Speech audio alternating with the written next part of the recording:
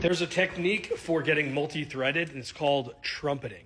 Trumpeting is where you actually send an email to other folks in the organization, either up or to the side of your point of contact, before you have that first meeting. And you say to them some version of, hey person, I'm meeting with one of your colleagues about your year's strategy, and it's going to be impacting the blank department. Nothing for you to do here, just want to keep you in the loop, but let me know if you have any questions ahead of time or would like to join this meeting. There's a couple things that this does. Obviously, one, you can get some more information, but two, they will either tell the person who's having this meeting with you to not have that meeting because they're not going to, we shouldn't be buying that tool or solution. Great, you just got a deal out of your pipeline that was never going to close.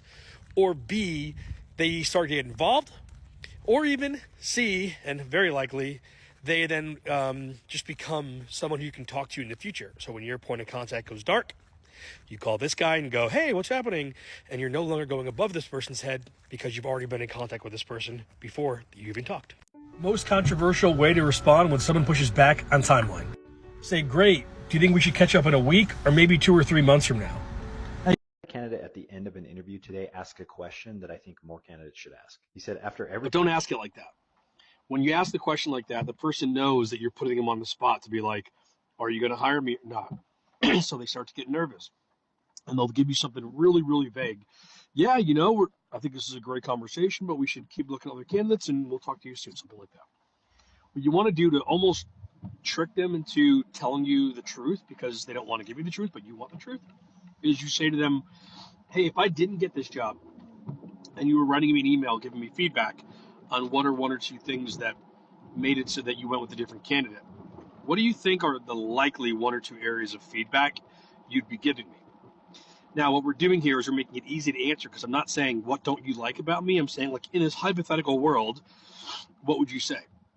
And so they're going to be more open to answer, but the answer is going to be the actual thing that's the reason they're holding them back from hiring you. So you then use that time to go, hey, do you mind if I actually talk about that for a second? You talk about it, and then you get the job.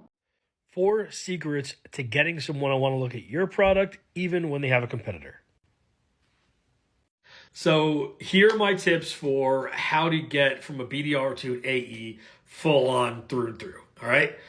Number 1, if you haven't already, go to the top 2 AEs that everybody loves, whoever the golden childs are. Go to those people and go, what's the information that you're not getting from the SDRs that you wish you were getting? This is typically not BANT. This is typically like, I need to know, like, are they using this tool or that tool or like whatever. Whatever it is, moving forward now, you always get that. Number 2 is you then go to those people, or every time you book a meeting for those people, you go crazy on the notes. The best notes you've ever written, and you consistently, always, super, super, super really good. The reason is because those golden people are going to end up saying, hey, this guy's great, this gal's great, to their boss. And so you'll get this testimonial before you even look for the job, ask for the job, or whatever it is. Can't tell you how, like, that is way more important than it should be.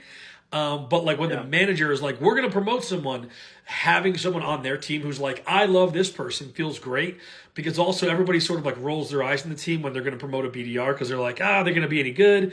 But when it's a BDR that one or multiple people are like, they're awesome, everyone is like over the moon excited about it. So huge, huge, huge. Number 3, you want to make sure that when you do talk with the head of sales or whoever it is, whoever's team you're trying to get on, you're not asking, what are you looking for in the team? What should I do to do well on your team? You want to be saying, like, what are the things in the team that you keep having to tell them multiple times? What are the things that the bottom reps or that the medium reps are doing that you wish they would do more of?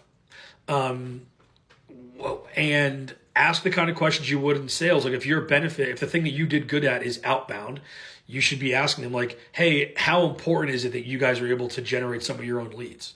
Or maybe better yet, say, if you had someone who could generate, how many leads do you guys need and how many are you currently getting? Oh my God, you're short 20 leads a month.